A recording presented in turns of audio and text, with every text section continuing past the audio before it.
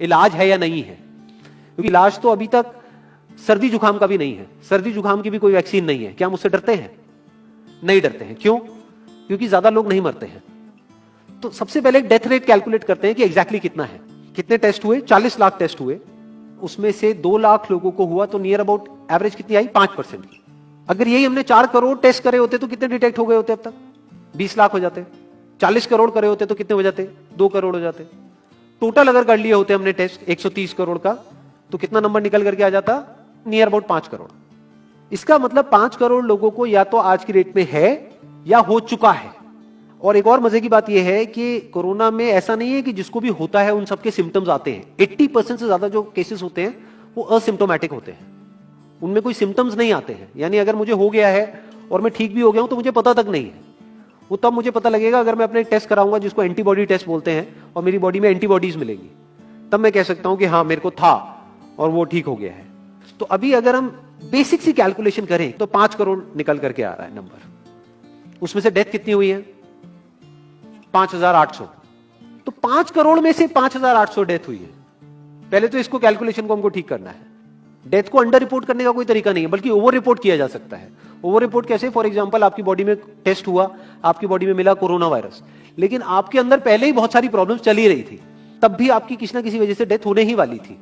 But क्योंकि ये corona आया आपकी बॉडी में, इस वजह से आपकी डेथ हो गई, तो ये ट्रिगर कर गया। तो ये जो 5800 का नंबर है, ये इससे कम तो हो सकता है, इससे ज्यादा होने के चांसेस बहुत कम है। बट एक बार को हम मान लेते हैं कि इतना ही है नंबर, ना कम है ना ज्यादा है, तो कितनी परसेंटेज निकल करके आई? 5 करोड़ में से अगर 5800 डेथ्स हुई हैं तो क्या परसेंटेज निकल करके आई? Near about 0.01%। ये उससे बहुत कम है जितनी डेथ्स हमारे यहां पे होती हैं रोड एक्सीडेंट की वजह से। हर साल की अगर हम एक कैलकुलेशन देखें तो 1.5 लाख से ज्यादा डेथ हो जाती है इंडिया में रोड एक्सीडेंट्स की वजह से। हर 4 मिनट में एक डेथ होती है रोड एक्सीडेंट की वजह से। और अगर अभी आप देखोगे सड़कों पे एक बहुत ही फनी चीज नजर आ रही है। 2 व्हीलर पे जा रहे हैं, मास्क सबने लगाए हुए हैं, कभी भी नोट करना इस चीज को। हेलमेट नहीं पहने हुए, हेलमेट बहुत कम लोगों ने पहने हुए हैं।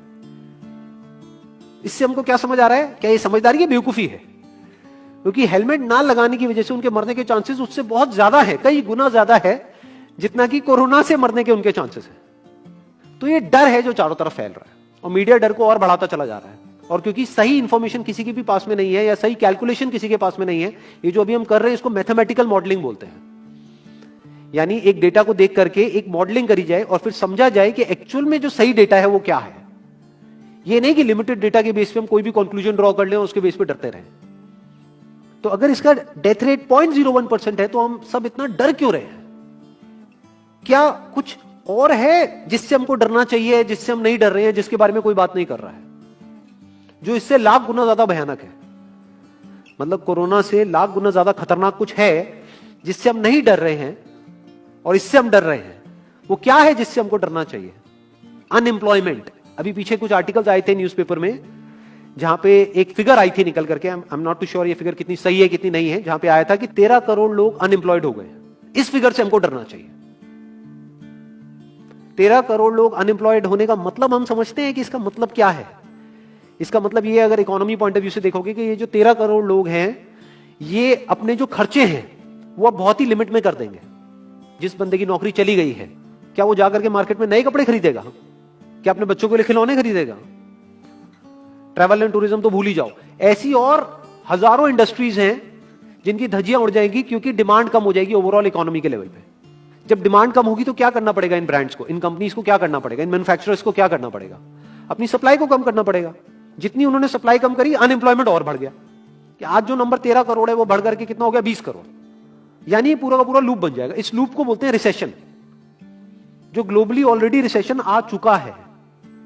और अगर यही रिसेशन और डीप होता चला जाए तो उसको बोलते हैं डिप्रेशन, जहां से एक इकोनॉमी को बाहर आने में 5 से 10 साल लगते हैं। तो इकोनॉमी का पहले ही बुरा हाल था, प्लस इस कोरोना की वजह से और बुरा हाल हो गया है, प्लस जो रहा सहा हमारा जो अपना डर है वो सिचुएशन को और खराब करता चला जा रहा है। और इस डर को हर कोई बढ़ा रहा है, कोई भी कम करने का काम नहीं कर रहा है।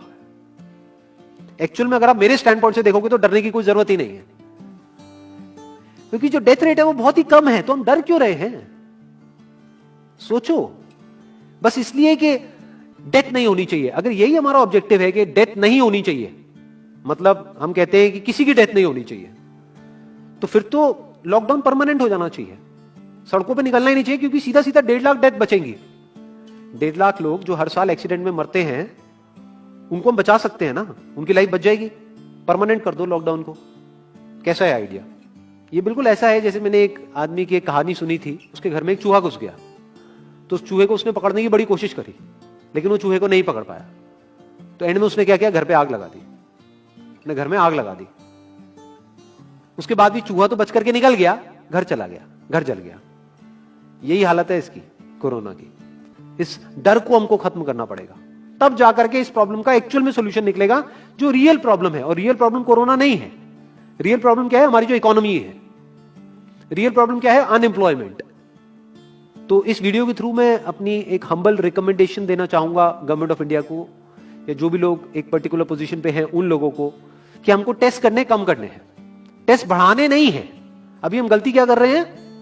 टेस्ट बढ़ाते चले जा रहे हैं, जिसकी वजह से केसेस बढ़ते चले जा रहे हैं, जिसकी वजह से डर बढ़ता चला जा रहा है। गवर्नमेंट क्या एक क्राइटेरिया नहीं बना सकती कि जो क्रिटिकल केसेस है बस उन्हीं का टेस्ट करो, क्योंकि उन्हीं को हॉस्पिटल में एडमिट करने की जरूरत है, तो उन्हीं का टेस्ट होना चाहिए ना। जो वैसे ही ठीक हो रहे हैं, अपने आप ही ठीक हो रहे हैं, जिनको माइनर सिम्टम्स हैं और वो खुद ही ठीक हो रहे हैं, उनका टेस्ट करने की क्या जरूरत है? उससे तो पैनिक और बढ़ेगा। और अगर टेस्ट कर भी दिया तो हम करने क्या वाले हैं? उनको क्या हॉस्पिटल में एडमिट करने वाले हैं? नहीं, घर पे क्वारंटाइन करने वाले हैं। अभी जो क्वारंटाइन वाला फंडा है, ये भी जब बेस छोटा होता है तब तो काम करता है, जब करोड़ों में हो जाता है तब काम नहीं करता है।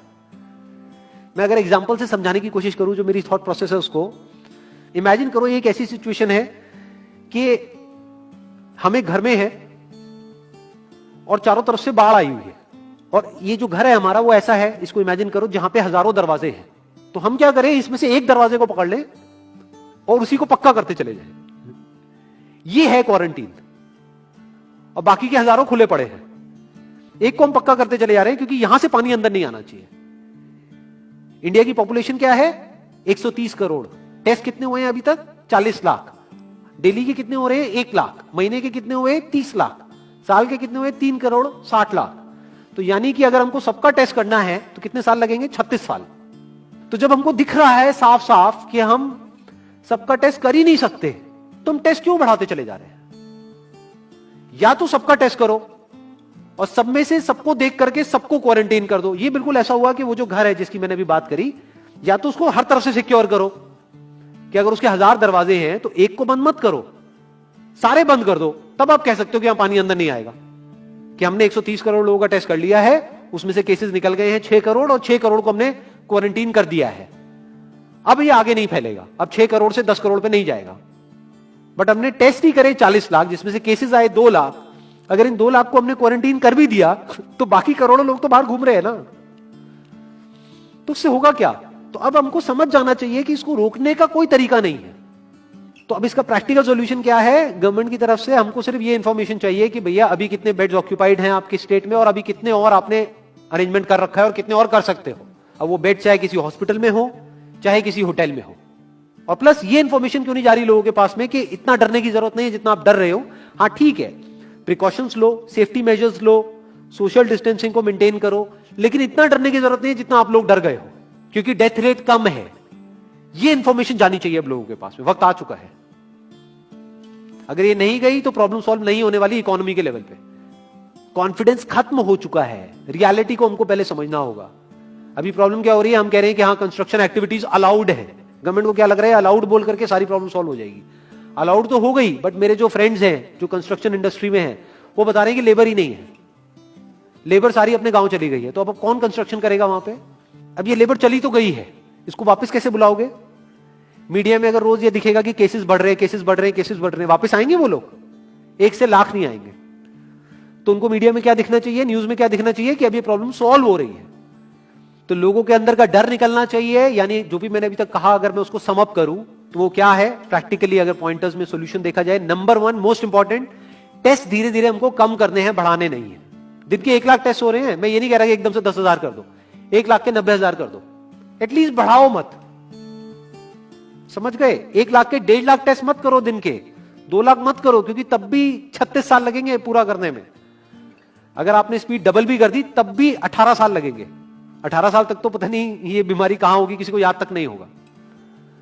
तो करना क्या है गवर्नमेंट को, अगर थोड़ा सा सेंसिबली चले कि टेस्ट को धीरे धीरे कम करते चले जाओ, यानी 1 लाख से 90,000 कर दो, फिर कुछ दिन बाद 80,000 कर दो, फिर 70,000 कर दो। इसकी वजह से क्या होगा, मीडिया में केसेस कम होते हुए दिखेंगे, अखबारों में केसेस कम होते हुए दिखेंगे, हर जगह पे जहां पे अभी आ रहा है कि अभी तक की सबसे बड़ी फिगर, आज तक के सबसे ज्यादा केसेस, वो सब धीरे धीरे कम हो जाएंगे। कम मीडिया में पैनिक फैलेगा, कम पैनिक फैलेगा लोगों में, धीरे धीरे लोग बाहर निकलना शुरू होंगे, जो अभी नीड ऑफ द आवर है।